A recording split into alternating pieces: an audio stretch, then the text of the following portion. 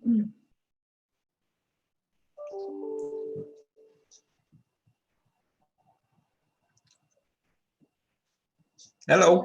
Hello, we're going to start in 1 minute. Can you hear me? Yes, I can hear you clearly. Yeah. Yeah. Okay. We're going to start in 1 minute. Okay. Okay.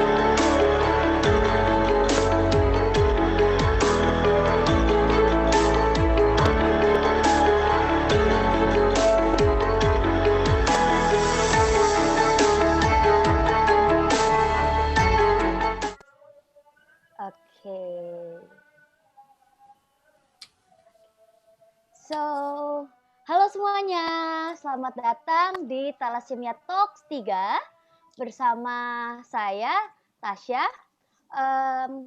Tema kita hari ini adalah Bittersweet Thalassemia Journey from Around the World. Apa itu artinya?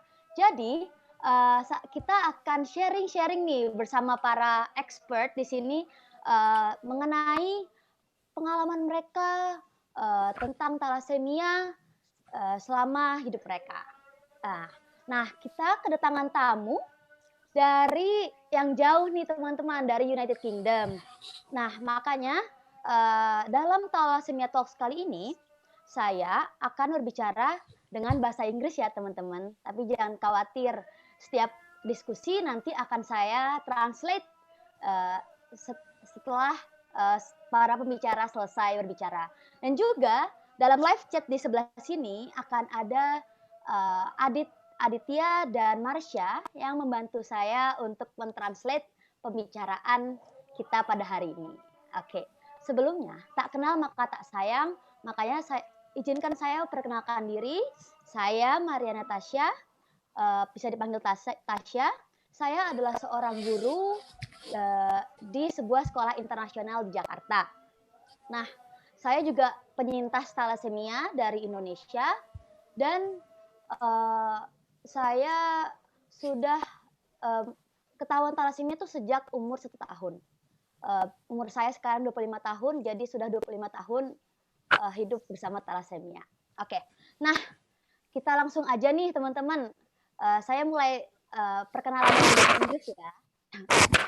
So, hello Michael and George. Thank you for joining us. Hello. Hello. before I was introduce myself. Let me introduce myself. My name is Tasha. I am a teacher in an international school in Jakarta. I am a thalassemia patient from Indonesia. And in Indonesia we have community named Thalassemia Movement. So in here, our discussion will be live on Thalassemia Movement channel in YouTube. And during our discussion, I will have to translate and sum up the discussion one by one after we finish the discussion. Okay? So Okay. ya, teman-teman, George ini adalah seorang penyintas thalassemia dari UK. Dia seorang profesional di bidang hotel dan tourism. Dia juga seorang pasien yang sudah sering sharing kemana-mana bersama Tiff tentang thalassemia. Nah, kita akan cari tahu mengenai George lebih dalam di sesi ini ya teman-teman ya. Lalu Michael adalah seorang profesional dalam bidang IT. Dia juga seorang penyintas thalassemia dari United Kingdom. Dan dia juga pernah ke Indonesia loh teman-teman. Dia pernah sharing mengenai pengalamannya pada waktu di RSCM pada tahun lalu. So, George are the thalassemia patient from United Kingdom, right?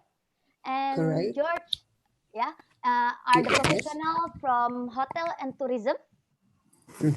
Yes. And George is a TIFF board member also, right? Absolutely, yes. I'm been on the TIFF board since 1985. Wow, when it was first set up. Yeah. I see. And also Michael also has ever been a TIFF board member also, right? And you're a professional in IT. And I am. And you're also the head of UK Thalassemia Society before. I was. You was, former head of UK former president. Yeah. So maybe let me let us start. George, maybe you can start by introducing yourself, and you can share about your experience first. Okay. You've sent us a nice list of questions, areas that you would like us to talk about. And I'm going to start not with your first one, which is experiences living with thalassemia, but I'm going to start with your achievements until now. Because I believe that that's more important. It is what you've succeeded in doing. So I finished school and then I went to university and I graduated as hotel manager. I worked in one of the most prestigious hotels in London for 5 years, which was my first job immediately after graduation. And then I went to Cyprus, where I converted a very small building into a beautiful small hotel. And I expanded it 3 times. It was on the beach, and that is where I spent the next 15 years making sure that beautiful little hotel was able to survive. In the process of all this, I lived a very exciting life throughout my years, not in any way being restricted.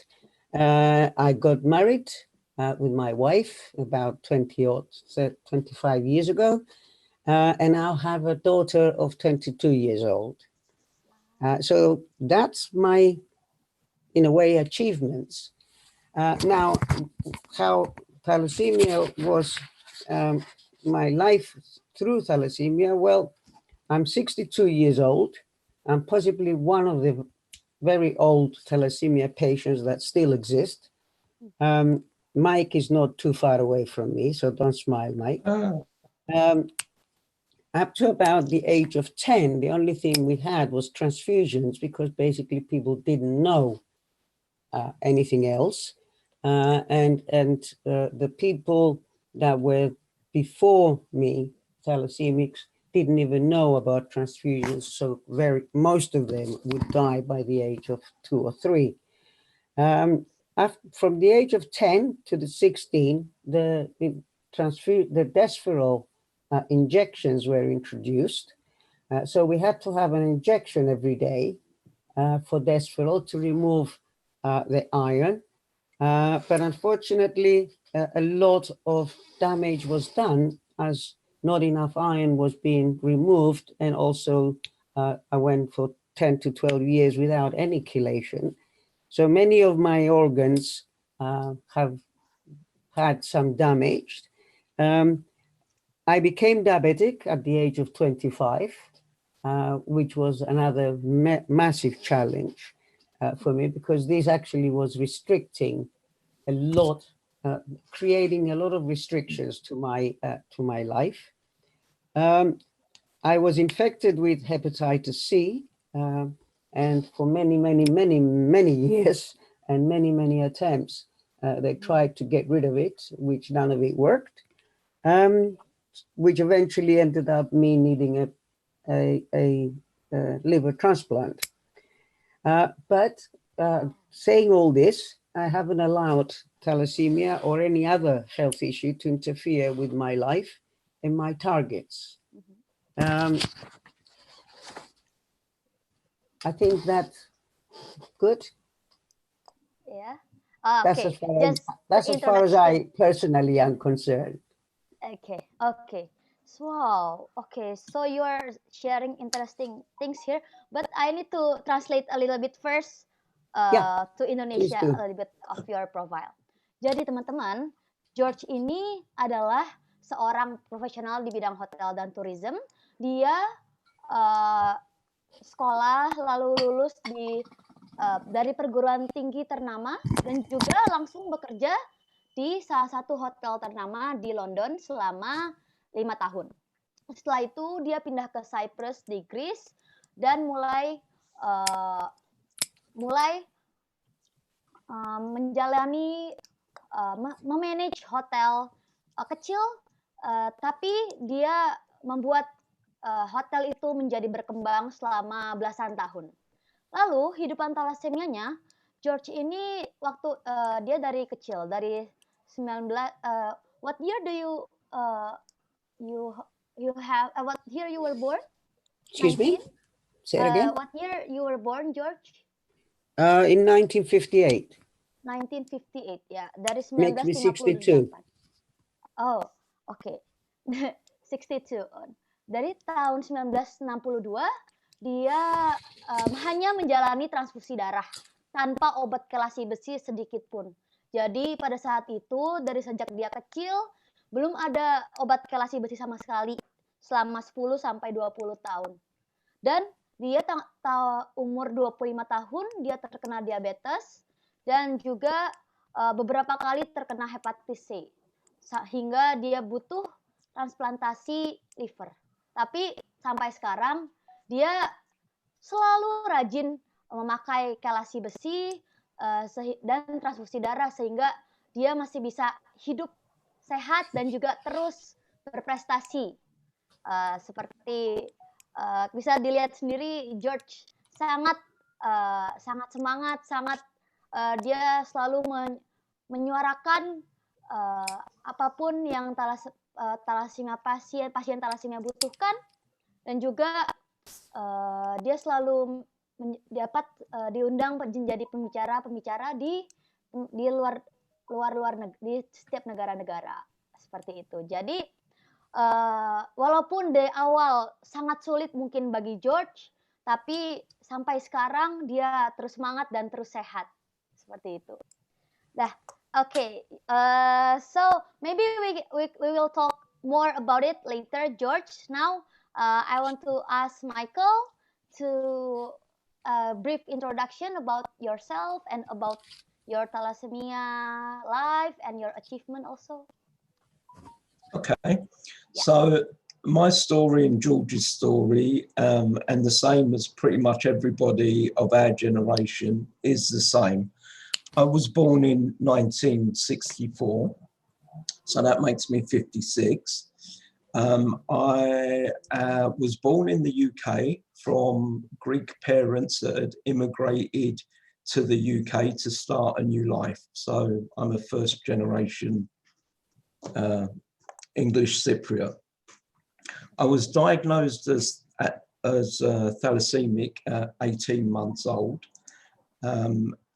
from a condition that wasn't in the UK. It wasn't part of the UK or of the English background. So we were all pretty much something strange to the medical system. So I started transfusions from an early age, from 2 years old, and I had my spleen removed at a very early age as well. There was not, as George says, there was no chelation at that stage. So I didn't get my first chelation until I was 12 years old. And again, it was a case of mixing up Disferol and getting a district nurse to come around and inject it into you. So that was every day. That was quite a painful procedure. So along thalassemia treatment in the UK, it was basically just transfusions until chelation came along, and then it was transfusions and chelations.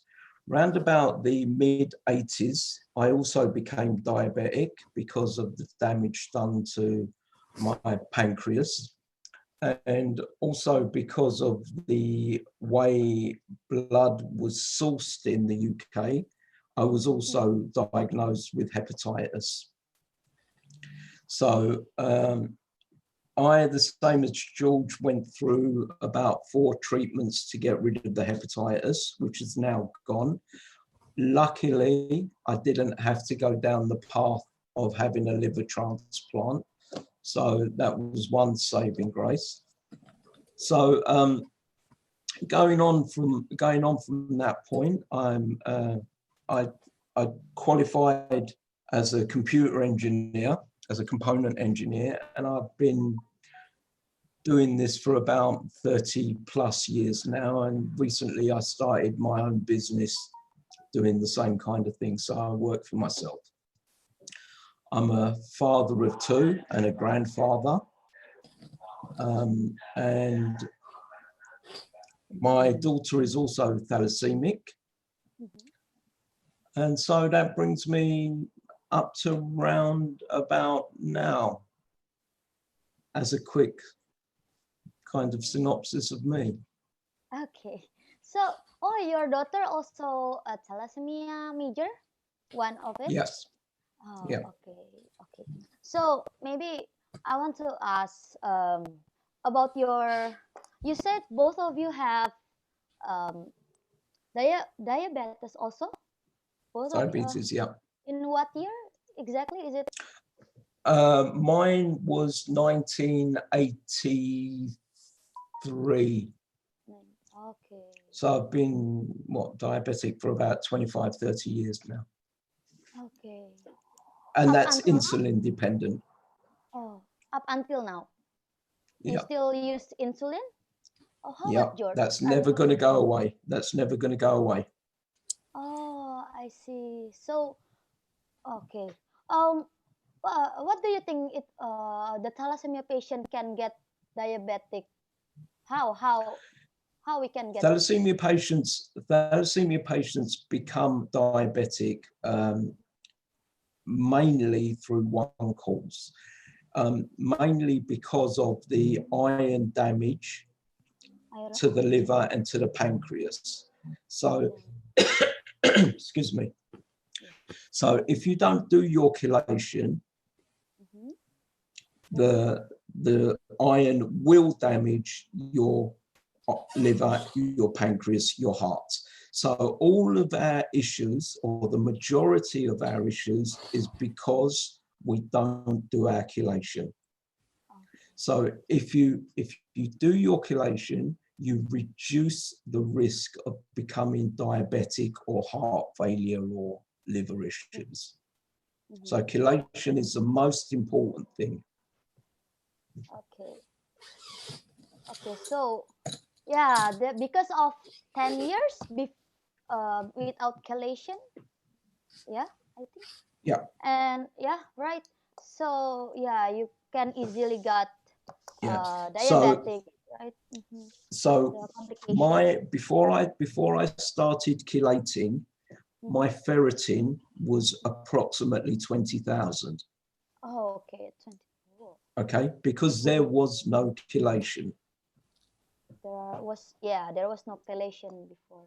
Okay, so all the damage done is because of your ferritin being so high and the free iron damaging everything. Excuse me. Okay. How about the hepatitis? Both of you also got hepatitis, right? Is it because the filter of the blood not yet like right now? No. So the hepatitis came about because in the early 80s, and George will correct me if the time's wrong, but in the early 80s, the government and the National Health Service was purchasing blood from dubious sources. So a lot of it was from abroad. Factor VIII was from abroad, and the quality of the blood and the purity of the blood was not good. So it wasn't, and there wasn't a test for it, particularly at that point in time, but also we were being given a blood product that was potentially dangerous. So now all of that has stopped. All of the blood is tested and pre-filtered and checked and all the rest of it. And in the UK, we have a massive inquiry about the effects and how many people it's killed or affected or everything else. Because the infected blood not only affected thalassemics, it also gave HIV to people, and it also, so hepatitis, HIV. So there's a big part of the UK population that have been infected that are now being now talking to the government and having an inquiry. Okay, but now the blood's safe. Yeah, it's already safe, 100%, right? No more. 100%. Yeah, 100% safe. Okay. So we are talking about the bitter experience, right? Before, like having hepatitis, having diabetes, right? Now maybe I want to ask Mr. George, what is your sweet experiences having thalassemia? What is my what? Sorry? Your experiences, like good experience you can share to our audience. I think what thalassemia, well, okay, the most interesting part is that we don't know what normal is. So we grew up not really knowing what our brothers or sisters or our friends feel like. So when we say, I want to be normal, it's very strange because we don't know what that is.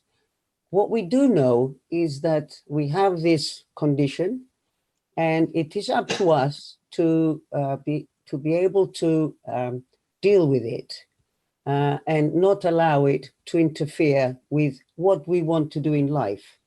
As Michael said, and what I said, we're both the people that had the worst possible situation with thalassemia, because we grew up without knowing anything, which is very different to what you as young kids are growing up with. You know everything. You know exactly what to do. The treatment is brilliant.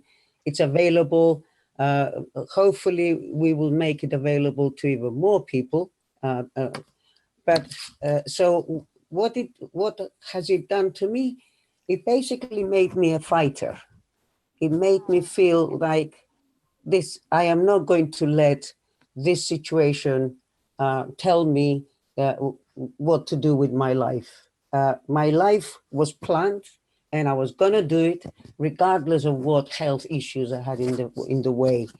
It made me, yes, it made it more difficult, more challenging, but at the end, every time you succeeded a bit more, it made you even stronger to go even further. And I think it has made me a very strong person, a person that takes no as not an answer. I do not accept no. I do not accept I cannot do it. And that's what thalassemia has done, I think, to me. You know, it's been a very long challenge, and the issue is like me and Michael, we are the oldest at the moment. We've lost a lot of friends on the way. I've lost many of our friends in the process, but we're making sure that you youngsters are going to be able to have everything available. The biggest challenge for thalassemia is that what annoys me now very much is that treatment exists to make sure that nobody dies. The problem is that the cost of providing it to everybody is sometimes outrageous. And also many of the youngsters kind of miss the whole point of that they have to do something about it. They think that it's very easy. They think that, why do I need to have a tablet? I don't want to have a tablet. Can you get rid of the tablet? Well, maybe you're to have an injection or two every day, just for a week, just to see what it used to be like. That's my only concerns at the moment. Oke, jadi teman-teman, George dan Michael pernah melalui bitter experience, pengalaman-pengalaman yang sangat menyedihkan karena tidak adanya kelasi besi. Jadi teman-teman beruntung karena sekarang kelasi besi sudah banyak modelnya, ada tablet, ada bisa sirup, bisa diencerkan, dan itu harus diminum teman-teman karena mereka hidup 20 tahun, 10 sampai 20 tahun tanpa kelasi besi, dan mereka mendapatkan diabetes dan juga hepatitis. Waktu itu darah pada zaman dulu darahnya belum ada filternya seperti sekarang. Kalau sekarang sudah ada NAT filter dan juga ada Immugard yang bisa membantu memfilter darah sehingga teman-teman tidak akan terkena HIV dan juga hepatitis. Tapi pada zaman dahulu, George dan Michael sangat berjuang untuk melakukan transfusi darah dan juga mendapatkan kelasi besi yang baik. Bahkan dulu mereka baru ada kelasi besi di umur 12 tahun. Jadi bisa kebayangkan kalau 12 tahun tanpa kelasi besi, mereka sekarang terkena diabetes dan harus menjalani treatment, dua treatment loh teman-teman. Thalassemia, transfusi darah, kelasi besi, dan juga treatment diabetes menggunakan insulin seperti itu. Bisa dibayangkan kan? Jadi penting banget untuk minum kelasi besi gitu. Dan dulu mereka sampai 20.000, 20,000 ferritin. Wah, itu sangat berbahaya teman-teman. Jadi mereka sekarang mengusahakan agar kita dapat selalu sehat, dapat selalu semua fasilitas dapat terpenuhi semuanya, kelasi besi, transfusi, dan semuanya dapat berjalan dengan baik gitu. Dan juga mereka banyak kehilangan teman-teman mereka. Jadi mereka tidak mau generasi sekarang banyak meninggalkan banyak yang meninggal, tapi mereka mengusahakan bersama tim, bersama-sama tim medis juga mengusahakan yang terbaik buat teman-teman thalassemia di seluruh dunia seperti itu. Oke, wow, that's a nice experience. So I just talked to our audience that they need to eat their chelation and do chelation very often because it is really important, right? It is that as you can share to us. And now, what brings your spirit back when you feel like stop taking the treatments? Because it was tiring, right? Like having blood transfusion, blood iron chelation. It is kind of tiring. And what brings your spirit back after getting tired? Have you ever getting tired with it? And what makes your spirit back? Maybe Michael first. Okay. You see, that's really not a difficult question, but a strange question. And I'll tell you the reason why. Because we are born as thalassemics, right? And the same way as you brush your teeth in the morning and you wash your face and you have breakfast, you know that every 3 weeks or 4 weeks, you are going to have a transfusion. Okay? Yeah. So it's part of your daily, weekly, monthly routine. So if by the time you get to 15 years old, you haven't worked out that this is part of your life and become comfortable with that, you will have issues. Okay? You have to understand that this, for most of us, this will never change. So you have to be comfortable with it and you have to take control of it. You are the one that is in control, not your parents, not your brothers and your sisters, you, not the doctors, you. So when everyone else has gone or moved on, you are still going to be with your alter ego of a vampire, the thalassemic. Okay? So you should be comfortable with that part of your treatment, and it should never, ever be an issue. And you have to get exactly the same way with chelation, because now when people say to me, when thalassemics say to me they have a problem with their chelation, I literally just want to grab them by the ear and drag them back to how chelation used to be. When we're talking about the difference of you take, well, some people are going to take desferol, okay? Yeah. And that's how it used to be for us all the time, every day, okay? And now when you've got tablets, both types of tablets, and you've got some desferol, you should be able to take your chelation in one form or another. I understand that people don't want to do their desferol. I never wanted to do my desferol, straight up. Everybody does the same thing, especially when you get to about 18 years old or maybe a little bit younger, and you want to go out with your friends and you want to party and you want to go out with boyfriends or girlfriends and you don't know how to tell them and all the rest of it.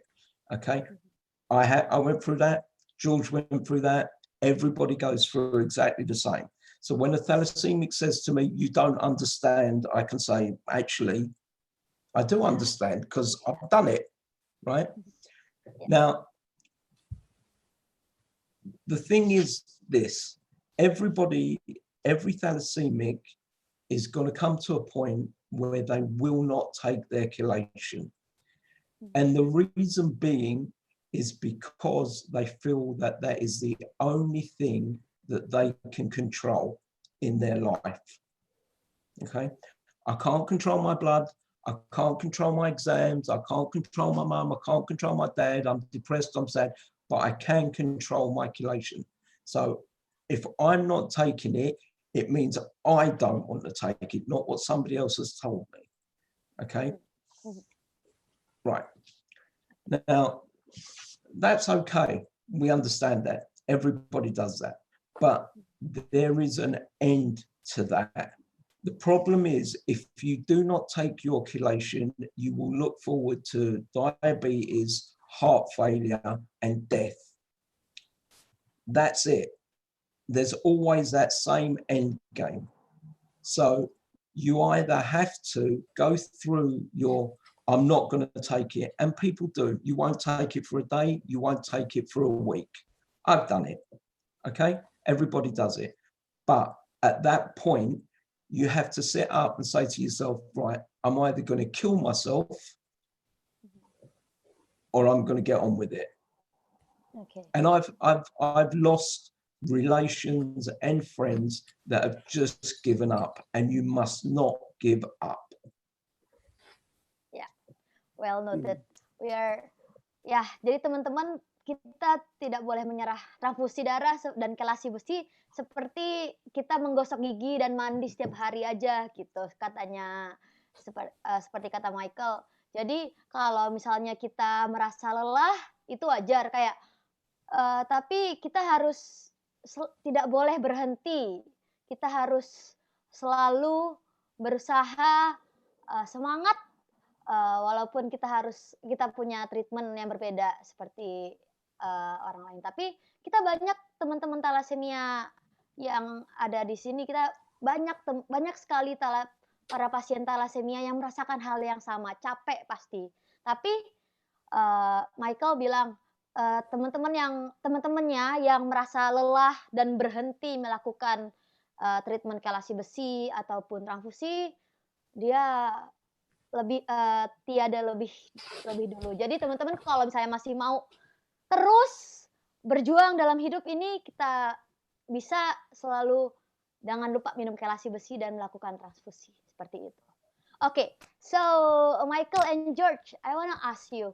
Just before you go on, if yes. I may, I fully agree exactly with what Michael has just said. Yeah. There is also another side, which is actually worse. If you don't do your treatment, and I'm talking about the whole treatment, not just desferal or chelation, it's quite possible that you will die and you will be very happy because your problems are finished. The biggest problem will happen if you don't actually die, but then you have liver failure, you have kidney failure, you have heart failure. All this will not kill you. They will eventually, but after a very, very long time of being very, very sick and very unwell. And unfortunately, unless you have a gun and you shoot yourself, it's going to be maybe a year or 2 years of very, very horrible time of your life. And to be very honest with you, the treatment now for thalassemia is actually very manageable. It is very capable of actually keeping with your treatment. It's very little, it's very small, and it is not as harmful as it used to be. And one needs to continuously have in mind that if you keep yourself well, these new treatments that are coming, you will be able to take advantage. One of the most fundamental things with gene therapy is if your liver, your heart, and your kidneys are not well, there's no way you're going to be entering into the possibility of having gene therapy. So you have to keep yourself well for taking advantage of the new treatment. Go ahead. Oke. So, jadi treatment yang sekarang teman-teman itu sangat jauh berbeda dari yang zaman dulu. Jadi sekarang tuh udah sangat jauh bisa di-manage oleh teman-teman sendiri. Kayak jadwal transfusi juga sudah bisa teman-teman manage, jadwal kelasi besi juga teman-teman bisa atur seperti itu. Asal teman-teman bisa selalu semangat gitu. Jadi dan walaupun misalnya teman-teman lelah gitu, tidak mau melakukan treatmentnya, tapi teman-teman tidak akan langsung meninggal, tapi teman-teman malah menyiksa diri sendiri dengan semua organ-organ yang rusak serta banyak komplikasi-komplikasi lainnya. Itu akan menyiksa diri teman-teman sendiri. Jadi lakukan treatment untuk diri kalian sendiri, jangan untuk orang lain. Karena orang lain pasti akan move on. Orang lain akan pergi, tapi teman-teman yang bisa mengatur itu. Teman-teman yang tahu sendiri tubuh teman-teman kayak gitu. Serta George juga bilang kalau kan sekarang ada treatment baru namanya gene terapi, terapi gen. Nah, kalau teman-teman mempunyai organ-organnya yang sudah rusak, tidak bisa tidak bisa mengikuti terapi gen itu. Nah, jadi teman-teman harus pikirin sendiri kesehatan teman-teman gitu. And George and Michael, there's a question. There's a question from the audience here. Mm-hmm. Can I read you a question? Yeah. Here. How to overcome the effect of consuming iron chelation? Some of us often feel dizzy and consuming and feel like wants to throw up when consuming it. And how do you overcome it? Are you feeling the same also or not? Like that? Okay. Do you know what chelation they're talking about? Because the effects, if it's X-Jade or if it's Ferroprox or if it's Desferol, because they're slightly different. So if it's X-Jade, I normally take my X-Jade at night before going to bed. Okay. And then I sleep through. So because you're lying down, you're not going to feel dizzy or anything else. Yeah. Ferroprox, I take 3 times a day. So I take it in the morning, at lunchtime, and at dinner time. Okay. Some people will take it with food. Other people will take it just as it is. I don't have that kind of problem where I get dizzy. I used to get very hungry, so I would always eat. But these are effects that go away. So if you're new to this type of chelation, you might be getting these effects, and then they'll gradually go away. The other thing that you can do is you can have a word with your clinician to see if they can prescribe not any drugs or anything, but a better way of doing it. So you've got to find what works for you. There isn't really any fix. The thing with X-Jade and Ferroprox is there isn't really any fixed way of taking it or not taking it. You have to take it in the correct dosage at the times that you require, but whether you take it with food or without food, whether you take it with water or Coca-Cola, it doesn't make any difference. Oh, okay. That's my experience with it. George may have a different experience. No, the only thing that maybe it's important to look is just in case if you do all these things that Michael said, but additionally, it's quite possible that you need to speak with your doctor to see whether the dosage is the right one, or it might need some reduction until you get used to it, and then an increase in the reduction, or a combination of the chelations if it is unbearable. So you need to there is things that can be done, but you need to speak with your clinician. So if we still have that kind of dizzy or going to throw up, we need to tell our doctors, right? Or maybe they can change our treatment, right? Right? Or they can change the treatment, or they can suggest maybe taking it a different way, or having a look at the issues, because it might not be to do with your it might not be to do with the chelation. It could be another issue. Okay. Okay, thank you, George and Michael. So, what is your level of the ferritin now? Can I ask you about that? What's your ferritin level now? Mine's 2.5. 2,500. Oh, 2,000. 2,500. Okay. Our ferritin, mine is also around 2,000. The problem with ferritins is that it doesn't necessarily give you a very accurate measure of iron. For example, me and Michael, we both had liver issues with hepatitis, and the ferritin, which is basically a protein, gets affected by the issue of liver problems. So the best, it is, what is important with ferritin, if you cannot do any of the other tests, which is T2 star or liver iron, is to see whether the ferritin is constant. And if it is 2,000 and is continuously 2,000 and you're well, it means that your ferritin is more or less okay. It will be even better if it is 2,000 and then, you know, for a year around the 2,000 mark, but then after a year it goes to 1,800. And if it's a downward slope, that's even better.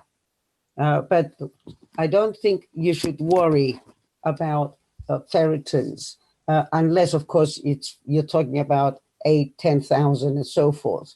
You know, anything between, it should theoretically be very low. It shouldn't be more than 1,000, that's for sure. But it is important to realize that, okay, if it's 2,000, you need to do more chelation and you need to do more activities in reducing it. But it doesn't, if you're well and you can do every now and then a T2 star, that will really confirm what is the heart doing, which is the most important part of the iron overload. Okay. So we need to, in here, how often do you do MRI T2 star? In Indonesia, we have every 6 months.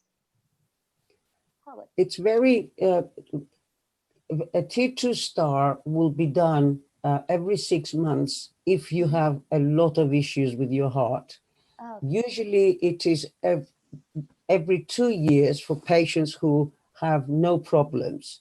So if your T2 star is right, and it is within the acceptable levels over 20, it means that your heart functioning from the cardiologist side is fine. Then you don't need to do this more than twice, every 2 years.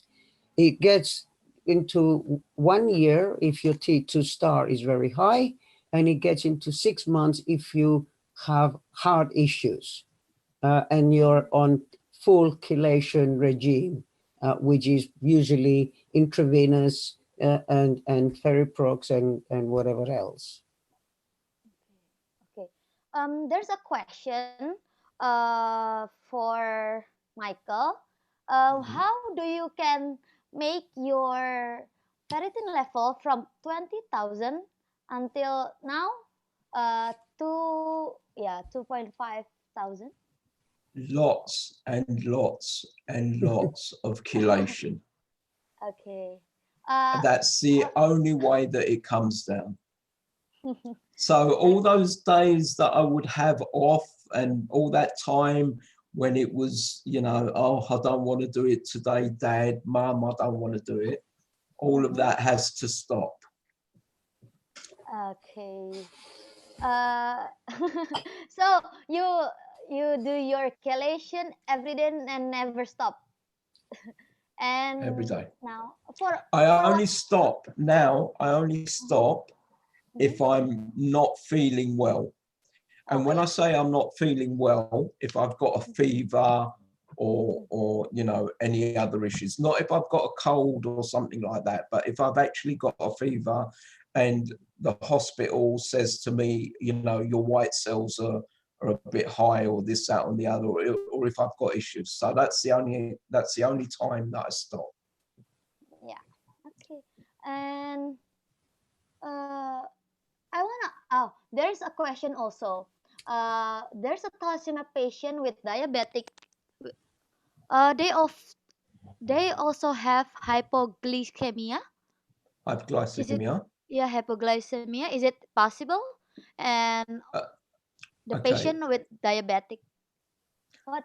Diabetes will give you hyperglycemia or hyperglycemia. So one is a low blood sugar and the other one is a high blood sugar. So if he's talking about hyperglycemia, it means that he's not controlling his diabetes properly. Either his insulin is too high or he's not eating properly or something like that. So they should go back to their diabetic nurse and diabetic clinician and discuss their results and see if that's if there's any adjustment needed. Yeah, Okay. that's if we're talking about hyperglycemia, if that's what he's talking about. Okay. Okay. So there's also a question. Okay, what is the long-term effect that they got? Oh, do you have there's a bad and good effect for chelation, right? There's a question that what is the bad and good effect of taking the chelation? Maybe you can explain one of it first, like Well, if you, diffrasirox. What if is I the understood the question is what good is it? What good does chelation do? Is that what correct? good and what? Yeah, good and bad. Okay. Well, basically, I will put it the other way. If you don't take your chelation, the iron that you keep putting in yourself from transfusions, don't forget, when you get a bag of blood transfused, after about 30 odd days, that cell, the blood is destroyed. The destruction of the blood has the liquid, which you get rid of. And then the only thing that's left, it's the iron. And that iron, the body does not have a way of getting rid of it. What normal people do is when they destroy their blood, the liquid goes away, the iron is put somewhere near the liver, and then when the bone marrow is going to make more, it goes to that place where the iron is stored and picks it up and uses it to make again. So that same iron is being used continuously. What happens with chelation, if you do not take that iron, because we keep putting iron in the stores and we keep putting and putting and putting. So if we don't get rid of it, that iron that's around the liver starts destroying the liver. Then more iron is stored near the heart and it starts destroying the heart. And then it destroys the kidneys, it destroys your endocrine glands, and eventually it has a very, very nasty destruction.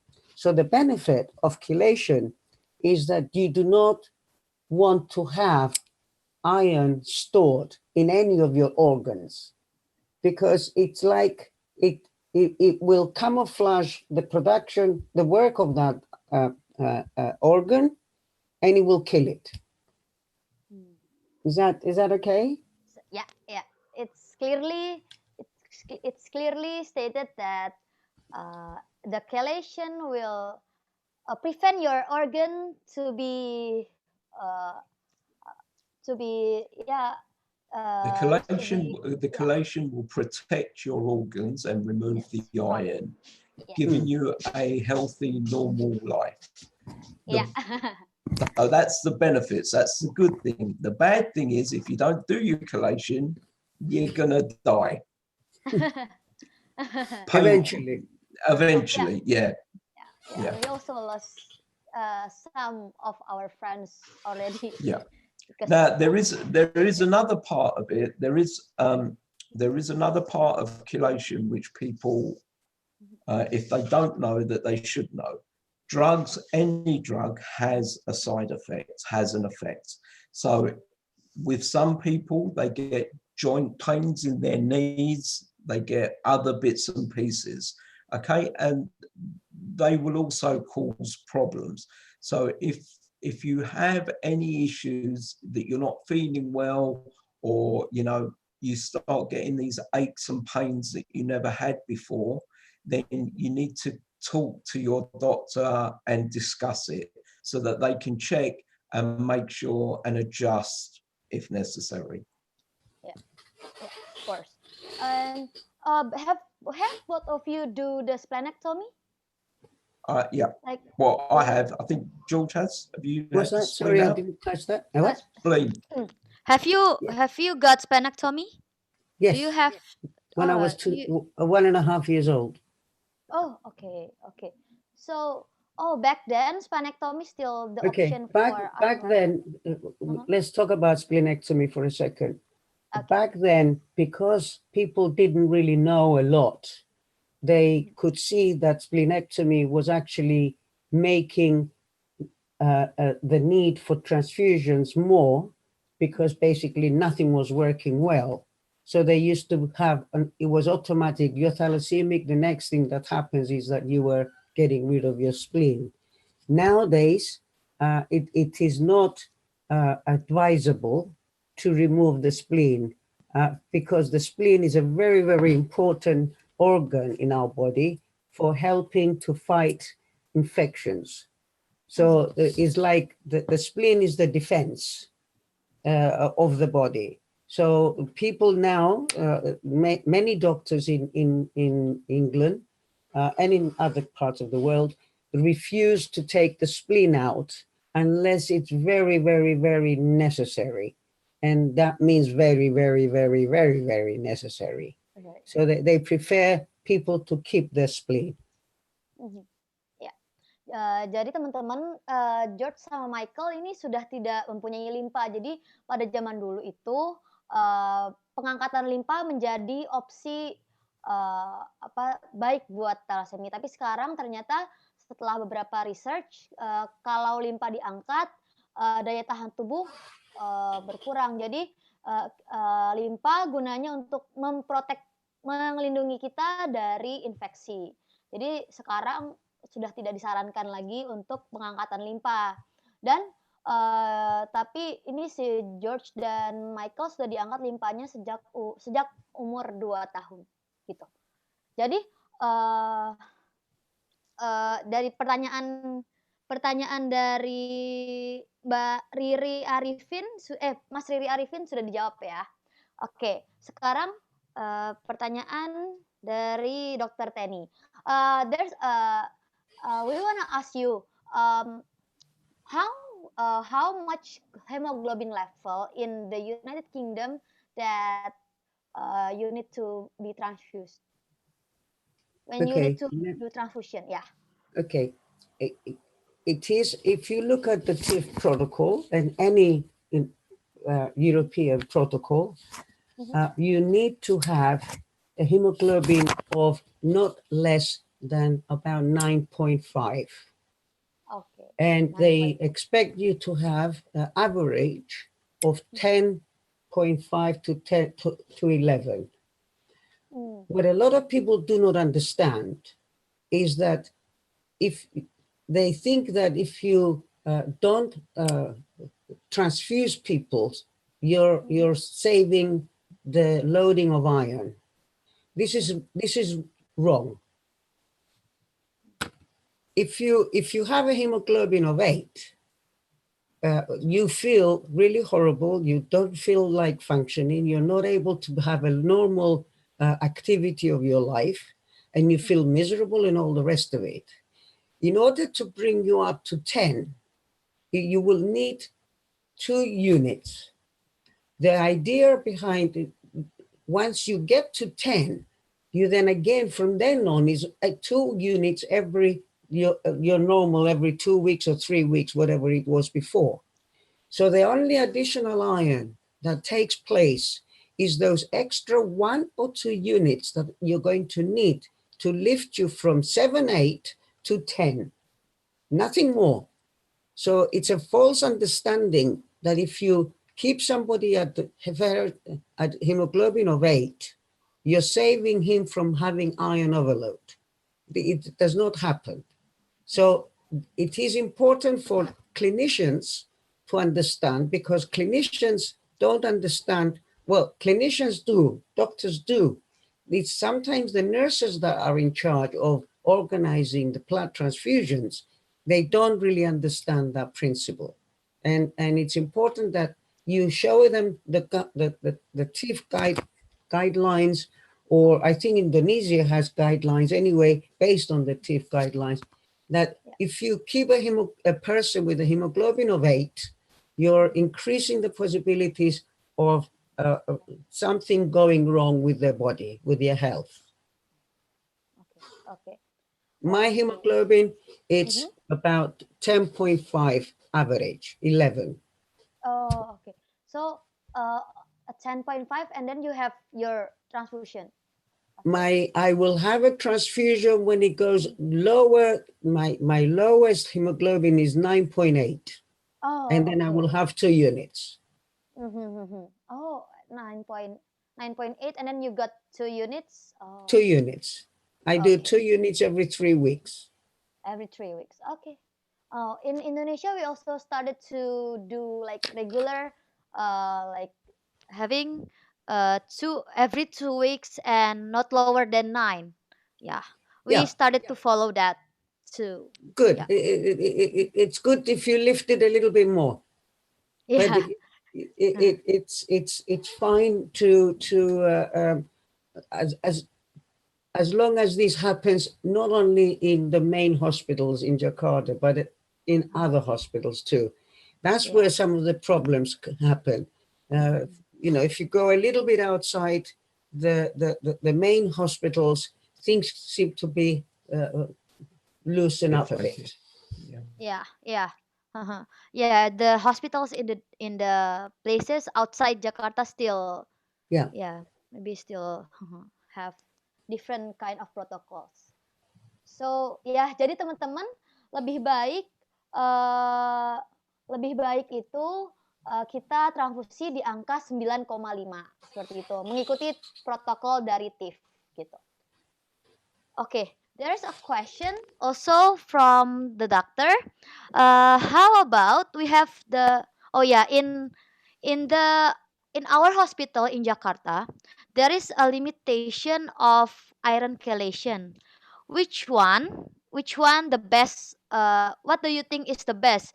The make the dose optimal for 2 weeks, or low dose but every day, because we have the very limit supplies of iron chelation. What do you think will be better to have to make the patient more healthy? The iron chelation, it's fundamental to be as much as possible. In areas where there is restriction, there is no protocol that will accept to guide you into these things, because in theoretical, the protocols can only tell you what should happen. Now, if it's impossible to have enough chelation for the requirement, then the best thing to do is the chelation should happen every day. That's as far as I am concerned. So the chelation, please do not take this as protocol. there is no protocol, and nobody will tell you that you should do less chelation than what you have to. But if you cannot afford, or the hospital hasn't got enough, or these problems, then it's best to have chelation every day, and in small doses rather than one for a week and nothing for the next month. Okay. That's my view. It's not official. It's not a guidance. It's not a protocol. Please, the best thing to do is the hospital to try and give you as much the right dosage of chelation. Yeah. Okay. So they have to go to the government and ask for a bit more funding. Yeah. Yeah. Okay. So ya, jadi lebih baik kita setiap hari minum, teman-teman, daripada kita perbanyak. Misalnya kita lagi kosong nih dispralnya atau Veriprox-nya, kita harus tetap minum. Jadi gimana si Veriprox ini bisa bertahan dalam 2 bulan gitu misalnya, kayak gitu. Jadi lebih baik tiap hari minum sedikit-sedikit daripada kita minum bulan ini terus ntar bulan depan misalnya pas kosong kita nggak dapet, itu lebih bahaya. Jadi takutnya nanti naik. Gitu. Oke. Maria, please stress, this is not a guidance, this is not a protocol, this is actually very wrong. The best thing to do is to push for more funding. Oke. Ya, ini bukan protokol dari TIF, tapi ini pendapat George sendiri, dan lebih baik sebenarnya minta pemerintah untuk lebih banyak lagi fundingnya, minta BPJS provide dana untuk itu, seperti itu, kayak gitu. Okay, thank you, George. And next, there is another question related to psychological and puberty. Do you have any, based on your experience, both of you, do you have any problem in puberty, or also your psychological, or anything? Okay, puberty.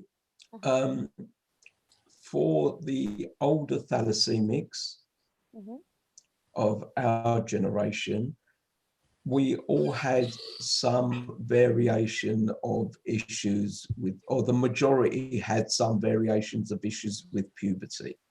So what happens is, if you see, or if we saw that we weren't going through puberty as we should have done, then the doctors would intervene and give us the appropriate drugs to boost that. Now, a lot of this is what George was saying earlier, that a lot of this is due to damage done to the endocrine system because of non-chelating. So as thalassemia has progressed in the UK and treatment has become better and chelation has become better and the doctors have become more aware, there is now less problems with puberty. And if there is a problem, the doctors know exactly what to look for and start to treat puberty. So if you have thalassemics that haven't, gone through puberty, or it seems a bit delayed or is slow or something like that, this is something that they need to talk to their clinicians about to induce it. So there's no reason, the end game is there's no reason that thalassemics can't have kids and all the rest of it. I mean, which is where this question goes, right? Can I have kids and all that? Okay, right. So after about the first lot, we all struggled and everything. Some of us had kids, others didn't have kids. But from now on, thalassemics in the UK are having kids and twins We have a lot of thalassemia with twins, left, right, and center. And like I say, my daughter who's thalassemic, she has a daughter, my granddaughter. So, and she had a natural conception without being triggered by IVF or anything else. So it's all about the chelation and trying to minimize the damage. And then if there is anything, then it's about the doctors giving the right treatment to boost it. So there's no reasons. Okay, so there is no, but for now there is no reasons to have the, you have to go to your doctor. If you're having issues, you have to go to your doctor and do it early. Don't do it later, don't wait. So as soon as you know, even the parents, if they see that their children aren't going through puberty or aren't developing as they should be, they're not as tall or this, that, or the other, you should go and discuss this with the endocrine people, because it can all be treated. The trouble is, if you leave it too late, the results are not as good.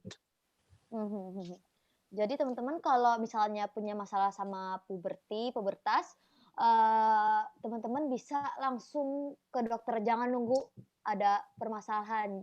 Jadi karena dengan fasilitas yang sekarang, banyak treatment yang bisa dilakukan untuk mengatasi itu. Jadi langsung konsultasi ke dokter endokrin gitu. Oke. There is also a question. How about your psychological? Is there any problem that makes you like feeling down, or make sure there's a problem in your psychological, or there's no issue about that? You can have this one, George. George. Thank you, Mike. Okay. Our doctors, in the team of the doctors at the hospital, there is a psychologist available, and she is very active with patients. Psychology for me, it's for me, what is important is how do you bring up a child which has certain issues, health issues.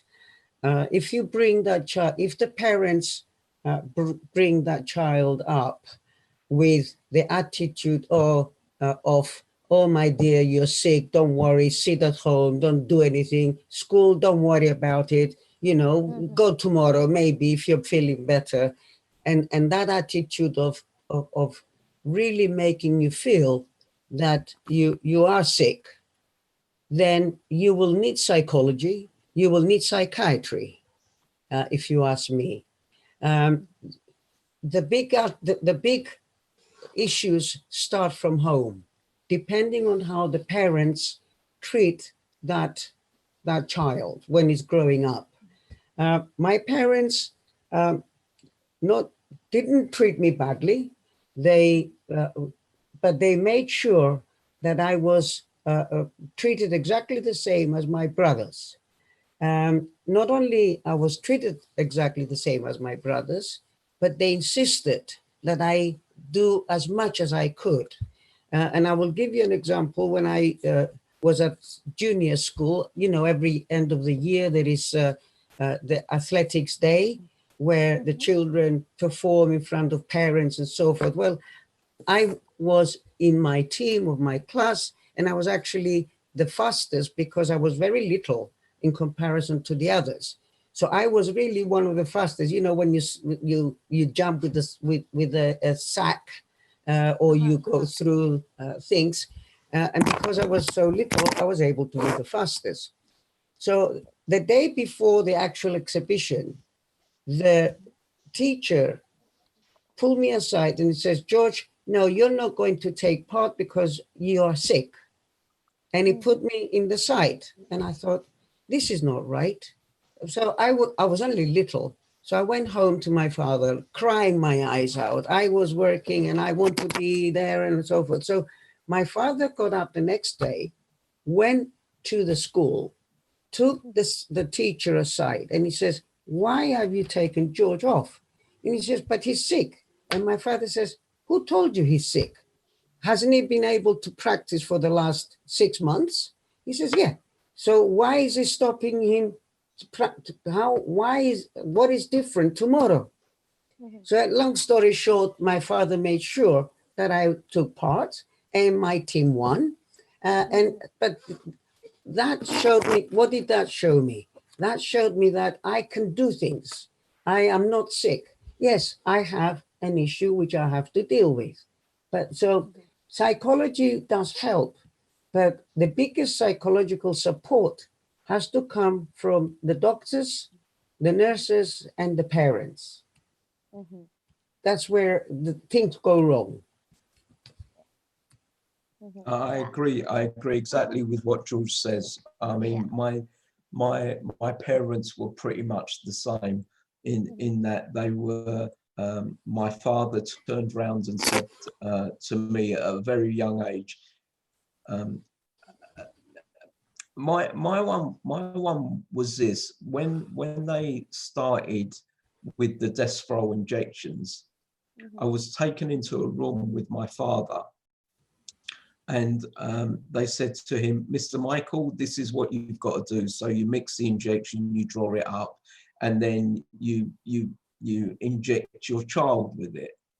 And my dad looked at me, and he looked at the nurses, and he went, and he looked back at me, and he goes, you're going to have to learn to do this because I'm not doing it. And he walked out the room.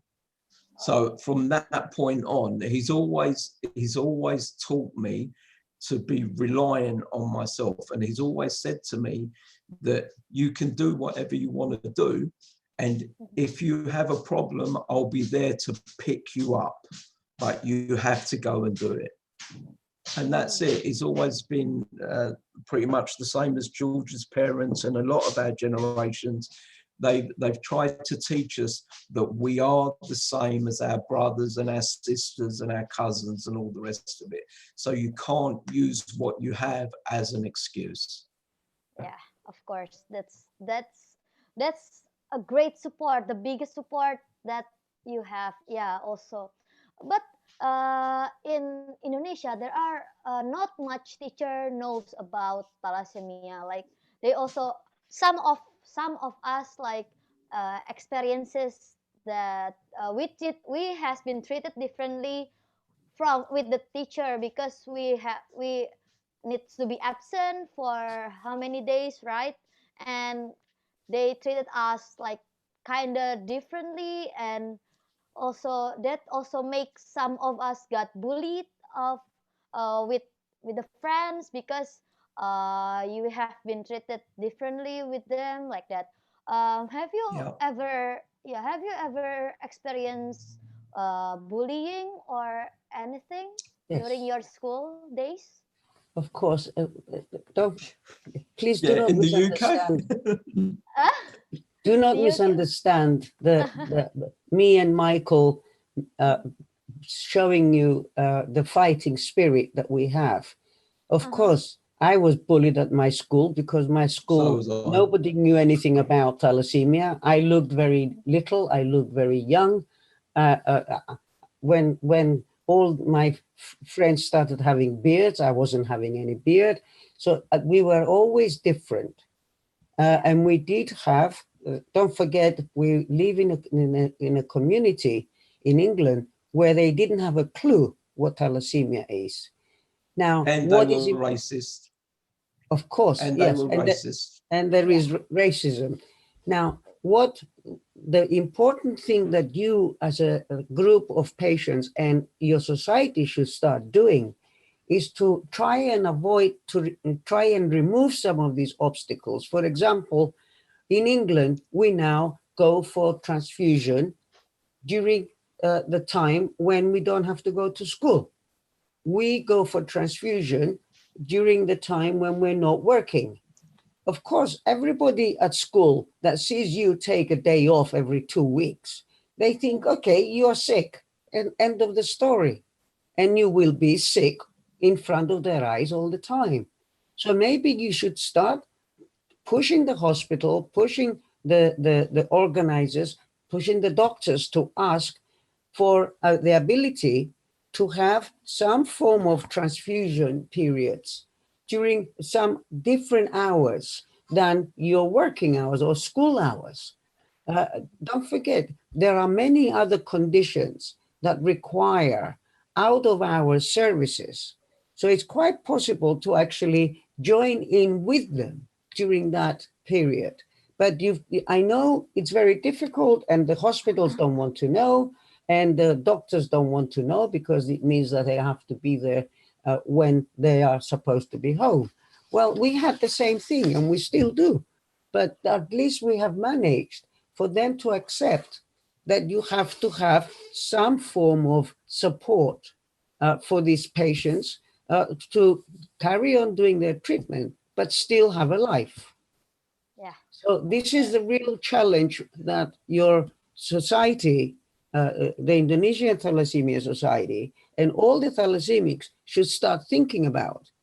Because unless you fight to change this attitude, why should they change their attitude if every 2 weeks you take a day off?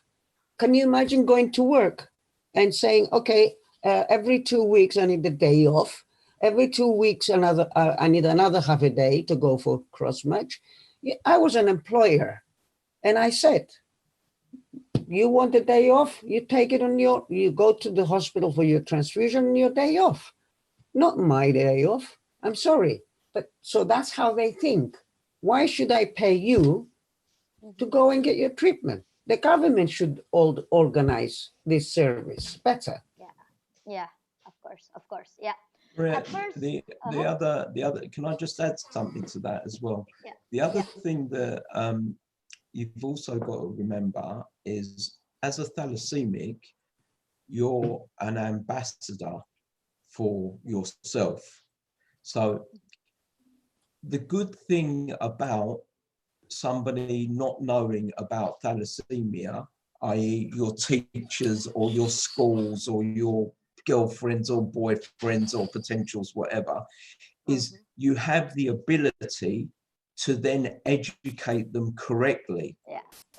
So if you turn around and say, you know, I'm a thalassemic, this is what it means, and this is what I can do, and this is what I can't do, okay? And then you build that and you work on that, and then they see what is possible. And then they don't see you as that sick person or the person with an issue. They see you as Maria, as Mike, as George, as whoever. They see the person. So you mustn't forget that you have a voice as a thalassemic to educate and change people. You won't change everybody. There's always going to be people that you're never going to change, right? But you will make a change. Oke. Jadi teman-teman, kita sedang membahas mengenai psikologi dan bullying pada waktu mereka kecil ya. Mereka mengalami hal itu, tapi support dari keluarganya itu yang paling utama. Ada di sebuah kejadian, George tidak boleh mengikuti lomba balap karung pada saat itu. Lalu dia gurunya tidak memperbolehkan dia ikut lomba balap karung, tapi keluarganya, ayahnya mensupport dia dan protes kepada gurunya bahwa dia nggak sakit, dia ini memang mempunyai kondisi tertentu, tapi dia tidak sakit. Jadi keluarganya juga memberi support dan menyamaratakan bahwa anak ini tuh tidak sakit, tapi dia mempunyai kondisi tertentu yang memang harus melakukan sebuah treatment tertentu. Jadi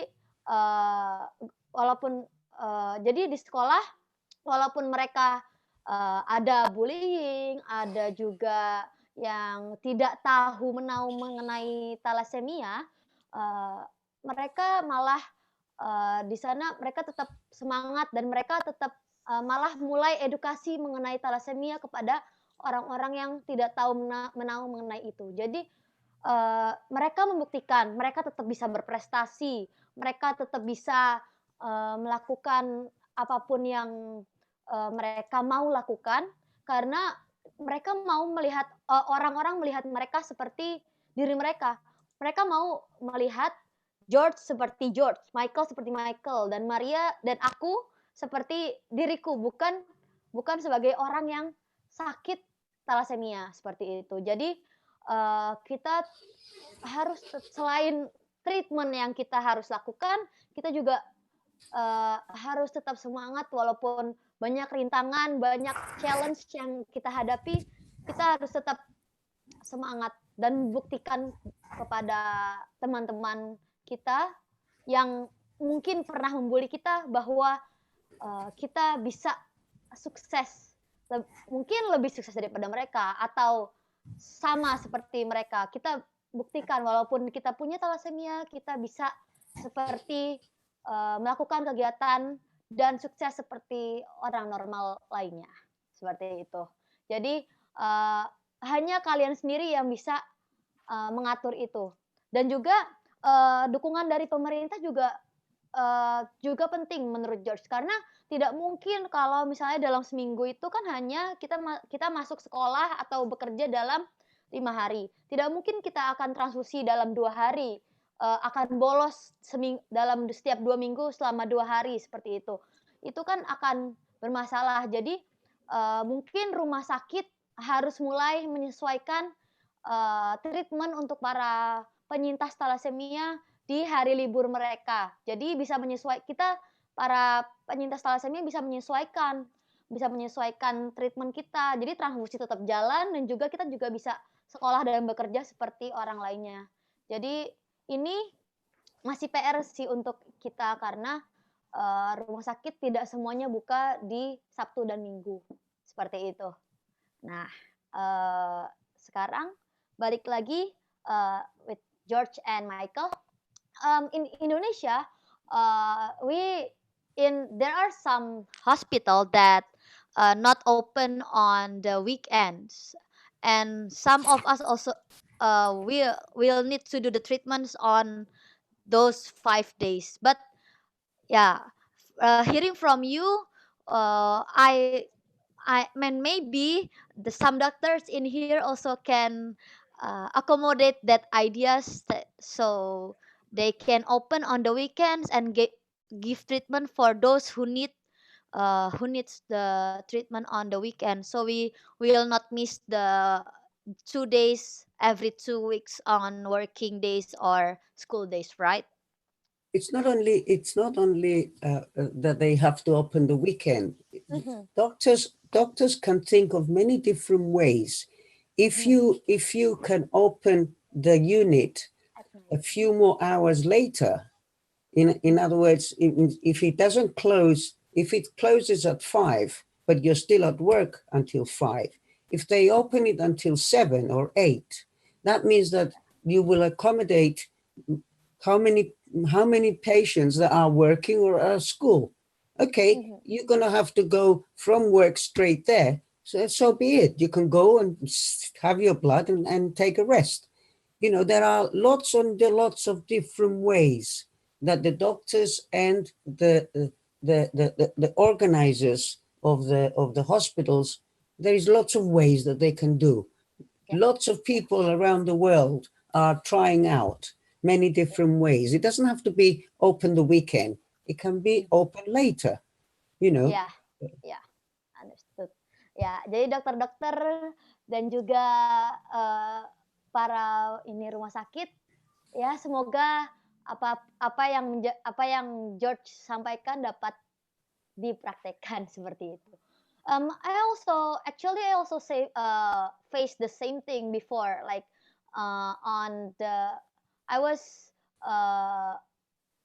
hello. Yeah, I also faced the same thing. I have faced like troubles when I need to be absent like 2 or 3 days when I'm working. But now there is no problem anymore.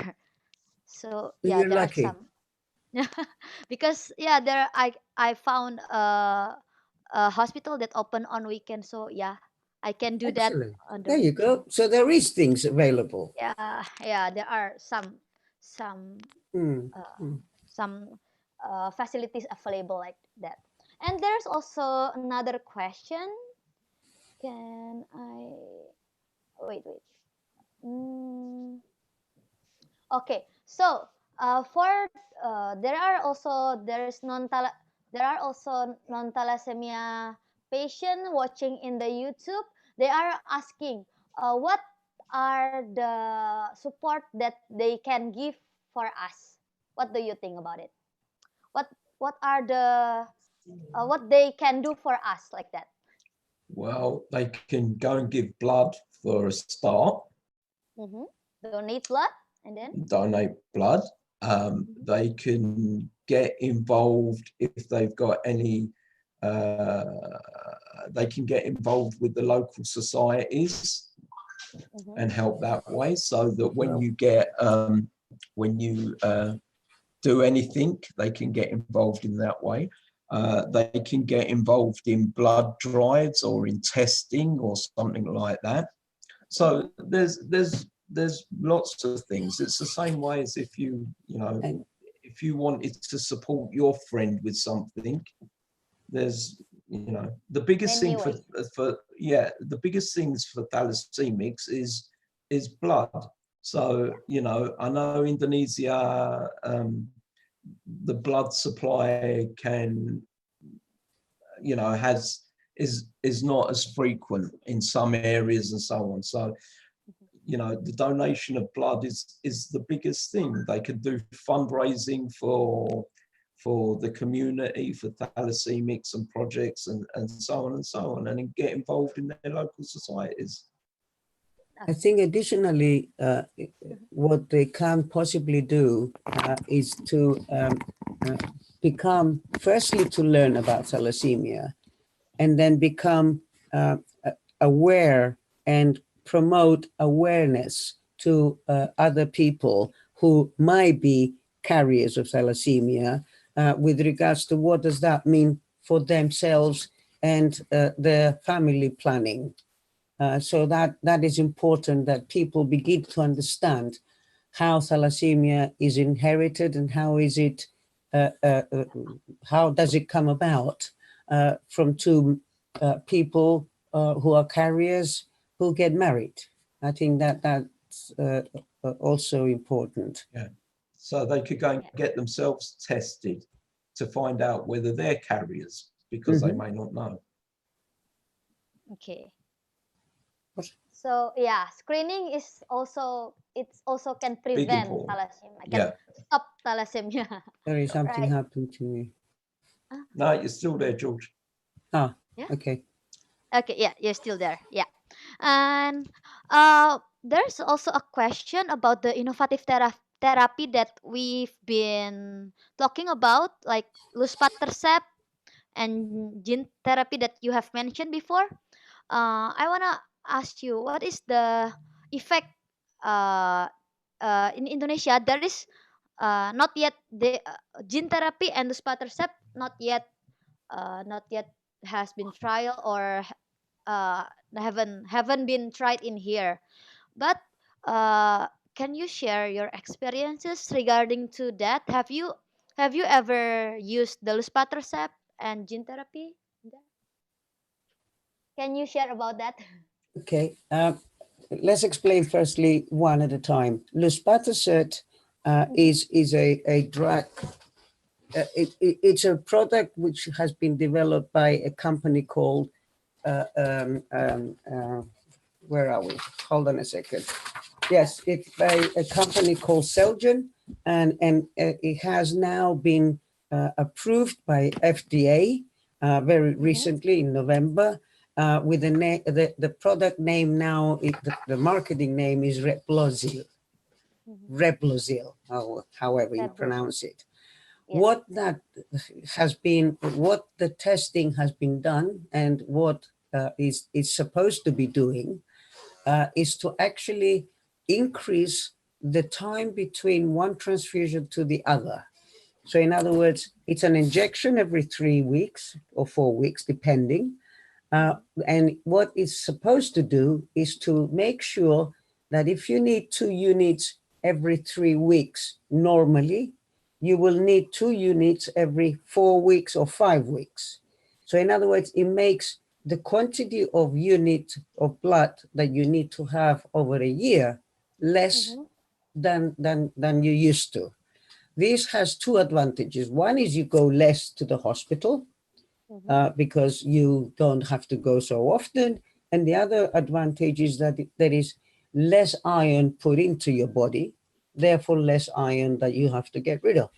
So this is the two advantages of this drug. The problem with this drug is that it's not a problem. It is the availability of it. It's only just got an FDA approval, which means that the factory, it's different to produce a small quantity for the trials, and it's different to produce mass quantities for people that want it around the world. And that's going to take time. At the moment, they are trying to set up the production in Europe. I think it's in Europe, not in America, even though they can only sell it in America at this precise moment, because that's the only place they have the approval. In England and in Europe, they're going through right now through the EMA, which is the equivalent to the FDA, to be able to get licensing to produce it. We're hoping that this will be a tremendous help, especially to many countries that have problem with blood supply and problem with iron chelation.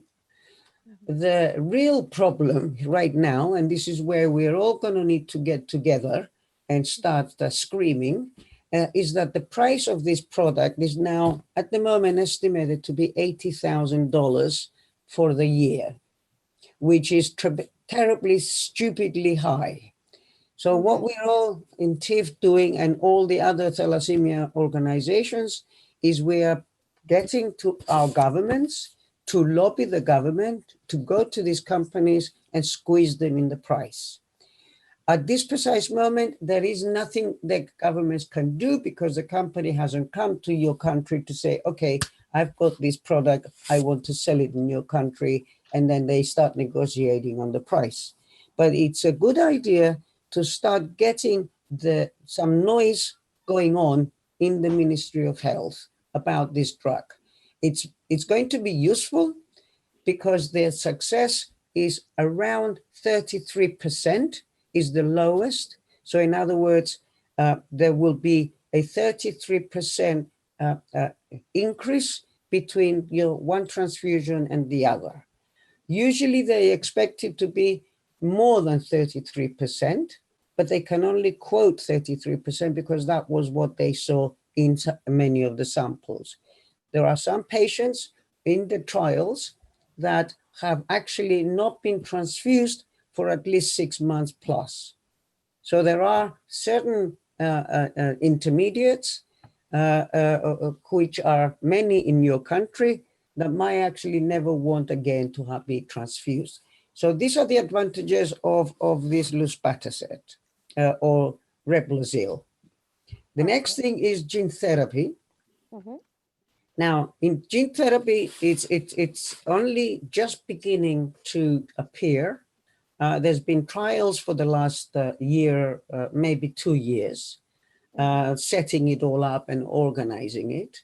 It's done by a company called Bluebird Bio, and the product name is Zynteglo, and they're right now at the stage where they've got all their results from their clinical trials, and they're in discussion with the FDA and the EMA. Sorry, do I need to say what FDA is and EMA? FDA is the American Food and Drug Administration, which is the people who decide whether this drug, the new drug, is going to be able to be sold in America. Many other countries that do not have that organizations in their ministry, they use what the FDA says because it needs a lot of work to evaluate new drugs. The same thing is in England. In Europe, it's called the European Medical Administration. Is it? Yeah, I think so. EMA. and they do exactly the same thing for the Europeans. Now, at this precise moment, there have been many patients on the clinical trials. There is a patient that has not needed, many patients have had this treatment. And I know of one patient that has been in a way cured and hasn't needed blood transfusion for the past, I think it's 12 months. Wow. This thing is very good. It is very similar to bone marrow transplant. The only difference is that this removes the possibility of rejecting the bone marrow because it doesn't need matching. So what you've got is a situation where you will still have to go through total ablation of your defenses. Then a sample of your DNA will be taken out, shipped to Germany, which is the main area where they will be manufacturing. They will play around with your DNA, with your gene. They will fix it, and then they will put it back into you. And we're hoping that that will be the way that you will not have the consequences of thalassemia. One must always remember you will still be thalassemic. Okay, you will not stop being thalassemic, but you will not need transfusions anymore, and therefore no more chelation, blah blah blah. The negative thing about this at this precise moment, and this is again the same problem with the luspatercept, is that they are at the moment asking for $2 million per patient. It sounds ridiculously, stupidly high, but again, this is where we now need to get to start making noise at the ministries to get them to be understanding, to understand what it is, and therefore start at some stage when the company comes to start negotiating.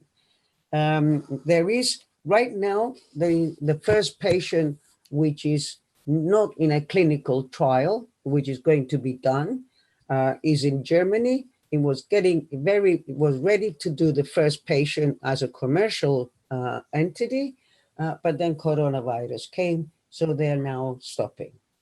There are other things in the pipeline which are researching. One of them, which is the most very near gene therapy, is called gene editing, but at the moment it's very far away. So let's leave it alone for the moment. Okay. So here in Indonesia also we cannot afford that. The cost is very expensive, right? So yeah, we in Indonesia there is not yet. We haven't got it yet, and the government haven't have the initiative to bring that to Indonesia yet because the cost is very high.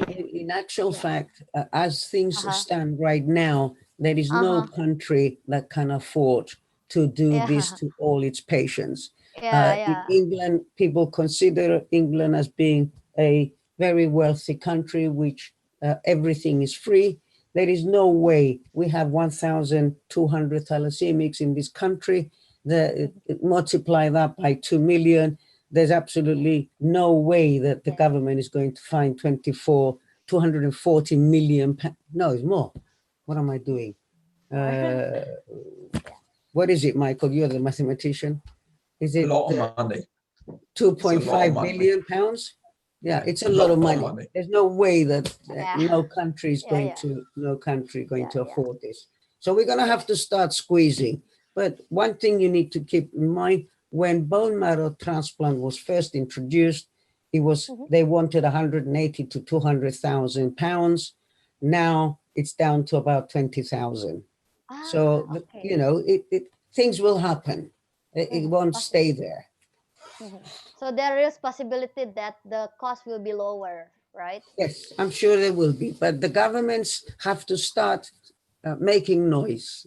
You Okay. as a Thalassemia Association should start rattling the ministry's cage and saying, look, this is coming, let's start talking. Okay, okay. So I want to ask about how the condition, thalassemia patient condition in your country now, like in this COVID-19 situation. Do you have any problem with that or no? Is there any differences between the regular condition and now? You're no more, and George will correct me if I'm wrong on this, but as a thalassemic, you're no more susceptible to COVID than anybody else. The problem is, if you get COVID, you are more susceptible to having problems because of our immune system and all the rest of it. So, you know, the basic wash your hands, keep away from people, is the same anywhere. So in the UK, what they've said to us is for people with immune systems that are compromised, you basically need to do what is called a shielding, which is we don't go out or go shopping or mix with anybody. And they reckoned right to begin with until June, July. So as a thalassemic, you keep away from pretty much everybody to stop you picking it up. The unfortunate thing is, even after the June, July, and so on, unless they find a vaccine for COVID, we're still going to be in the same situation. It's not going to change because it will still be in the environment. It will still be, you know, the person that you're next to, you're not going to know. So you have to take precautions. We have to take precautions, and we have to be aware of making sure that if anything is delivered, if anybody comes in, they wash their hands, they stay away, etc., etc. And that's pretty much it for us. George is probably in a slightly different situation because of his liver transplant, but he'll be able to say. But for thalassemics, that's what it is. We're shielded. It seems that for some peculiar reason, many thalassemia patients that should theoretically be more vulnerable, I think the doctors really panicked and the hospitals really panicked. So they went overboard in protecting all the thalassemia patients. And I'm saying that because in England, there are very, very, very, very few people who actually caught coronavirus. We have only one death, and which they think it's from coronavirus, but then they did not confirm it. So they're not sure even if that has happened. The same thing is happening in many other countries. I was talking about with Italy, and in Italy, they also have, they have a lot of thalassemics there, but they have very few coronavirus patients. And there were some that actually caught corona, and they've managed to go through without really a very big issues. What the hospital has done in many of the hospitals that I spoke to is that they've protected the patients in as many different ways as they possibly could. One of the things that they did is people who were very, very vulnerable, such as me and others who were with immunosuppressants, and also some patients who are pregnant right in the middle of their pregnancy, they're very vulnerable. So they've organized home transfusions. So that was one action. Another action that they did is to actually move the thalassemia unit outside the hospital into another building. So the patients don't have to go through the main hospital in order to get to the thalassemia treatment room. In another hospital, they kept moving it until they found a space very far away from any of the COVID wards. So there was lots and lots of activities taking place in order to shield and or protect all the patients. It seems that at the moment, what is happening in Indonesia? Do you have any knowledge of what's going on there? In our country, we are there is a patient, I think, that thalassemia patient affected with COVID-19, but yeah, only one, and but there is no like any updates yet about the patient, and we also strictly needs to cannot go out, same as like the other country. We cannot go out freely. We need to limit our contact with other people. Also, we do have social distancing method for the blood transfusion and blood donation, using like social distancing method. But the hospital also still open for only for the treatment that needs that urgent treatment, like and the one that needs to have regular treatment only. And the COVID, the place for the COVID patient are separated with the regular hospital, like that. So it seems that every country is pretty much following the same kind of model because it works. So, you know, and luckily we haven't been, thalassemics haven't been affected too badly. Let's put it that way. Maybe only 1 or 2 for each country.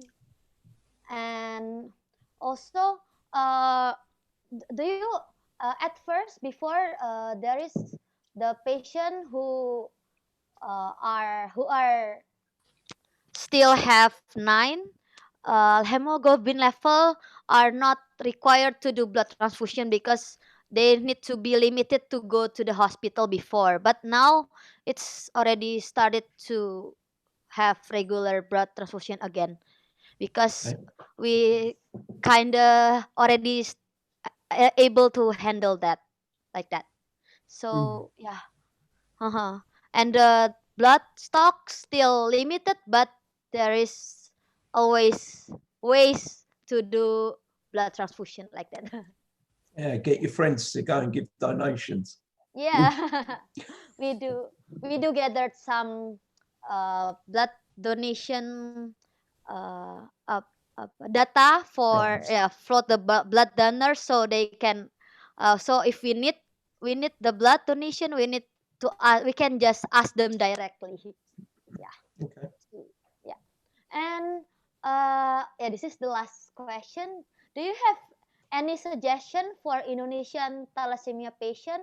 And can you give us like one thing that as what makes you very hopeful? What makes you what courage you? What makes you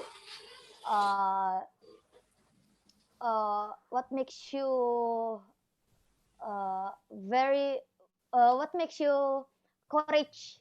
What courage you to do any treatments and to always do your best in every ways? What are your motto or what motivates you like that?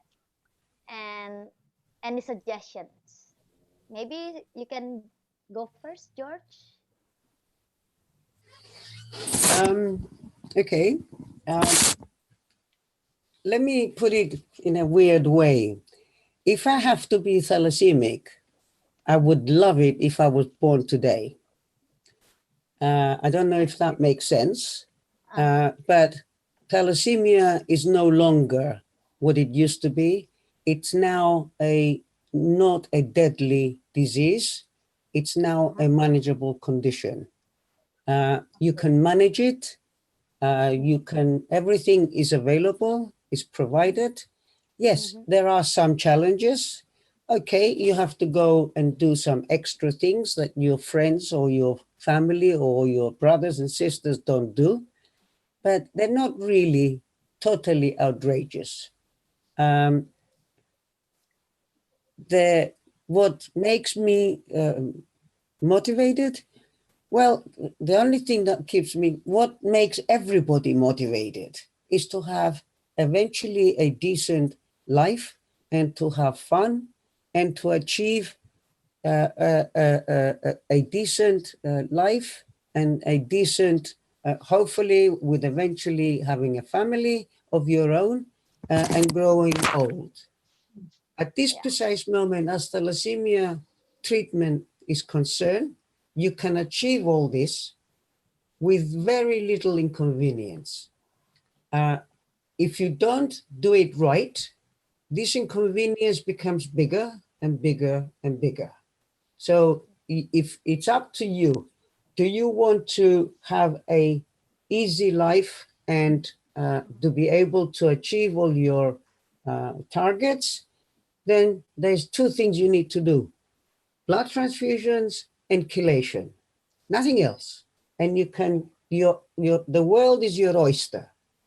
The moment you don't do these two things properly, then you will have psychological problems, you will have psychiatrical problems, you will have many medical problems, and eventually you're going to end up saying, why am I alive? So really, that's my total thinking. Yeah. So if you don't want to regret, just do your therapy. Correct. Absolutely. Very in a nutshell. Okay. How about Michael? Okay, so when we were all growing up, our parents were told that we probably wouldn't make it past 16. Okay, 16 That's years very old. good, Mike. I was told 6. Well, okay, but you were in Cyprus, weren't you? I was in London. That's true. Okay, so we were told 16. Okay, so when the doctor said to me and to my parents that you probably won't make 16, that drove a spark into me to do a couple of things. First of all, I set myself a load of goals that I wanted to reach by the time I was 30. Okay, because I worked on the principle that, you know, if I can push it to 30, I will have at least done this and I would have proved them wrong. So for me, it's all about proving them wrong. So when someone says to me, you can't do that, I'm going to go and do it. I can guarantee. So in my goal list, I had a certain amount of things that I wanted to do. So I wanted to be as normal as the next person, a job, a house, a marriage, blah, blah, blah, a car, you know, a bit of travel and so on. And then I also had a long-term plan, which was to get to the age of 90. And the reason being to get to the age of 90 is because by the time I was 30, the government would have taken so much tax out of me that I wanted to get it all back in my pension. Right? Yeah. So I've completed all my goals at 30. I've done everything that I wanted to do. I've traveled the world, which you can do. You just need to adjust your lifestyle accordingly. And I'm now on my way heading for 90 and my pension. So that's my goal. That's what keeps me going. So when someone says to me, oh, no, you can't do that, I can pretty much argue the case and I'm going to do that. And that's about it. Set your goals and believe that you're going to do it. Okay. Set the goals and prove it to other people, right? And to Okay. yourself. And to And to yourself. ourselves, right? Yeah, yeah. Thank you so much, George You're welcome. and Michael. You're welcome. Yeah. There is Miss Dr. Iskandar say hi to you. Do you remember Dr. Iskandar Yes. Say from hello. Indonesia? Yeah. He is watching now. Okay. So I have one last question. One word about thalassemia. One word about thalassemia for you. George, maybe you can start. One word No, about I'll leave Michael to go first. Okay, Michael. One word about thalassemia. Thalassemia? Yeah, one word. Any word. What's that? One word for me, like What's that? thalassemia. I don't know any difference. So what's thalassemia? Oh, so same, all the same. Okay, nice. How about George? Courage. Oh, courage. Okay, nice. For me, thalassemia is a challenge. Right. Yes. Uh, Yes. But it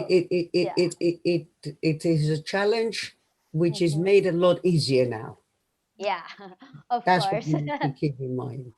Yeah, okay. Okay. Okay, jadi Lovely. teman-teman. Thank you very much for organizing this. I hope it's helpful to people. Yeah. Thank you so much, Michael and George. But we have a little celebration since yesterday are the Thalassemia Day. So I need to show you. We made something. Oh, we made something. Wait. So happy Thalassemia Day for all of you from us. Yeah, happy World Thalassemia Day from Thalassemia Movement. Alex, And go get me that thalassemia t-shirt. and you share. Thank you. Okay, thank you for your participation and for sharing Maria, in our you've session. done a fantastic job, my dear. Well done. Congratulations, Maria. That was brilliant. You've done a fantastic job. Thank you. And Thank we you have a very much. cake to blow together, but I don't have the lighter. So let's just blow together. 1, 2, 3. Happy Thalassemia Day! Bravo. Have a great day ahead and keep on fighting. Keep safe. Keep Keep safe. well. Keep Oh well yeah, and stop keep safe. thalassemia. Keep safe. Yeah, Michael Well, has been to Indonesia. I want one of these. I want one of these too. Okay, I'll send, we'll send it to George, you. I'll send you one. I'll send you one. Okay, take care. Thank you. All right. Bye-bye. Thank you so much. Bye. Bye. Right. Okay. I will end the meeting now.